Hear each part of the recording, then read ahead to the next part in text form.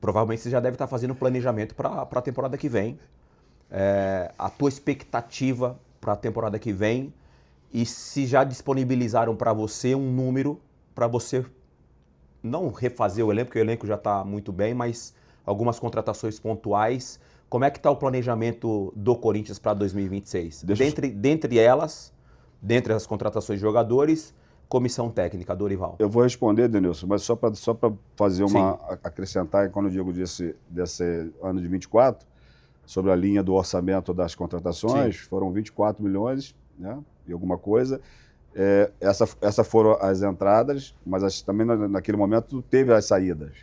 Né? Nós conseguimos vender o Fausto Vera para o Atlético Mineiro, então entrou 24, mas teve uma saída de quase 45 milhões. Porque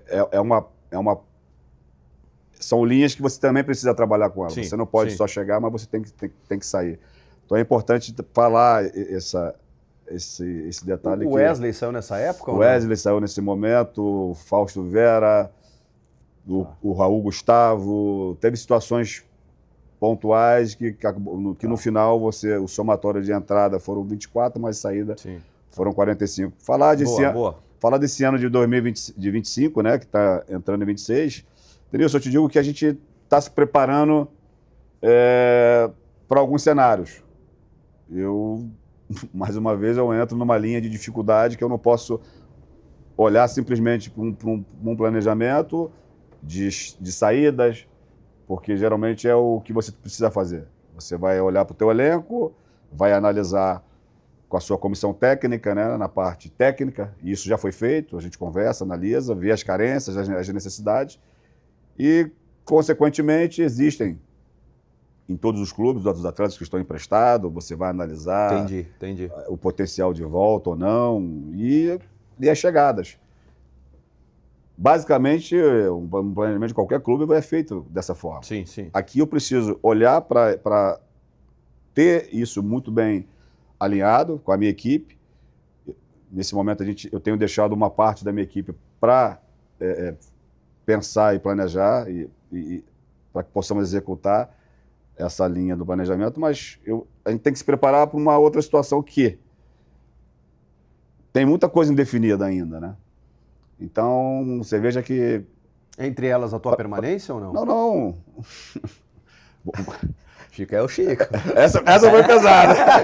A sua foi tranquila, cara. Eu achei que a minha... Essa foi pesada. Ele falou, tem muita coisa indefinida. Eu falei, não, mas assim, quando eu digo em relação a esse planejamento, a gente está com a expectativa do transfer ban. Porque hoje o Corinthians não pode contratar. Então eu preciso olhar para uma saída, mas se sai, eu preciso que chegue. Natural. Então, nesse primeiro momento, a gente não tem a possibilidade da chegada. Tem sinalização de para sair, você tem que ter Não, eu entendi. um time para que saia. Sim. O que nós vamos fazer com os emprestados? Você retorna 100% com eles, porque você não tem a condição de fazer nova... Aí tem que absorver. Entendi. Então, você espera mais um pouco para... Então, a gente precisa trabalhar em todos os cenários, se preparar para que, na hora da execução, a gente tenha tudo isso preparado. Mas o que eu posso dizer, falar para você e para o torcedor, que essa conversa já tivemos mais de 2 meses atrás, e a cada dia a gente olha para uma parte desse planejamento, acerta mais um detalhe aqui e ali, mas ela está pronta para que a gente possa ir executar mediante aí a autorização do nosso presidente, que tem nos apoiado muito, né, em relação ao que está sendo feito. O Osmar está se dedicando bastante para que a gente consiga colocar o Corinthians, né, no melhor cenário. Eu entendo que o cenário de 24 para 25 já houve uma mudança significativa, e a gente entende que esse elenco que tem, o trabalho que está sendo feito, a continuidade, não só, aí eu vou te responder, independente do executivo que esteja sentado na cadeira ou não, do treinador que esteja. Você faz o teu planejamento ali de qualquer forma. O Corinthians precisa continuar com essa evolução de melhorias no seu centro de treinamento, de qualificação do elenco, para que possa, aí sim, em algum momento, você entrar em igualdade com seus concorrentes. Porque, assim, Denilson, eu preciso ser muito sincero mais uma vez.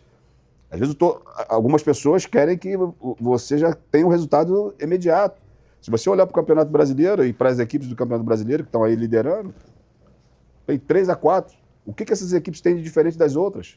Vamos olhar para as práticas dessas equipes. Estão todas elas bem estruturadas, com seus departamentos, todas elas com um elenco que já estão há algum tempo jogando junto, fazem algumas modificações, com algumas contratações nas janelas pontuais. Claro que você, em algum momento, você vai ter uma equipe competitiva. E o Corinthians, não só o Corinthians, mas existem outras equipes do futebol brasileiro. E essa conversa é uma conversa muito do dia a dia, né, com o Dorival, para a gente poder entender os nossos cenários do Corinthians e olhar um pouquinho para os nossos concorrentes. Existem outras equipes também que passam por essa instabilidade que o Corinthians passa. Claro que aqui a gente vive...